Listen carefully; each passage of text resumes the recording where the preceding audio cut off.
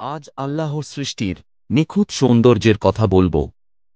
তুমি যখন ভোরবেলা চোখ মেলে সূর্য ওঠা দেখো, সূর্যের প্রতিটা আলো যেন বলে ওঠে, তোমার রব আজও নতুন একদিন শুরু করালেন তোমার জন্য। পাহাড়ের স্থিরতা, নদীর ধারার শব্দ, পাতার দোল খাওয়া, এগুলো শুধুই প্রাকৃতিক দৃশ্য নয়, এগুলো আল্লাহর কুদরতের চিহ্ন।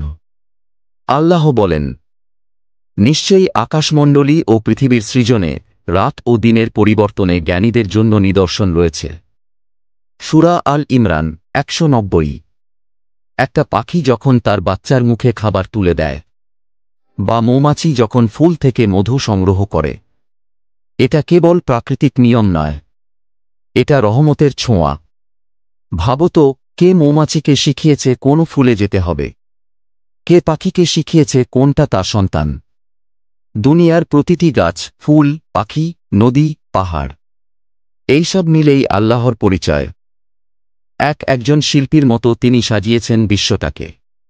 তুমি কি কখনো সূর্য আর চাঁদের হিসাবের কথা ভেবেছ? যদি সূর্য একটু কাছে চলে আসে, পৃথিবী পুড়ে ছাই হয়ে যেত, আর একটু দূরে গেলে জমে যেত বরফে। এত নিখুঁত হিসাব কেবল একজন কুদরতওয়ালা রবের পক্ষেই সম্ভব। তুমি কি কখনো ভেবেছ, কে এঁকেছে আকাশের রং? কে দিয়েছে পাখিকে ডানা আর বাতাসে উড়ার ক্ষমতা? কে শিশুর চোখে দিয়েছে এত নির্ভরতা, আর ফুলে ফুলে ভরে দিয়েছে পৃথিবী? কে বানিয়েছে সাগরের ঢেউ, আবার পাহাড়কে দিয়েছে অটলতা? এসবই একমাত্র সৃষ্টিকর্তার নিখুঁত পরিকল্পনা। তিনি হলেন আল্লাহ।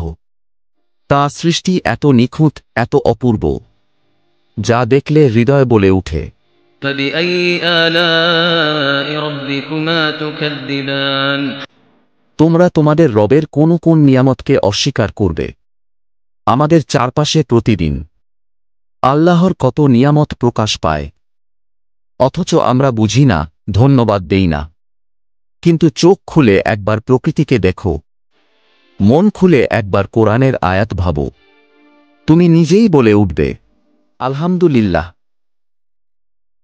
যদি ভিডিওটি আপনার ভালো লেগে থাকে তাহলে একটি লাইক দিন, কমেন্ট করে আপনার মতামত জানান, এবং এমন ইসলামিক ভিডিও পেতে সাবস্ক্রাইব করে পাশে থাকুন।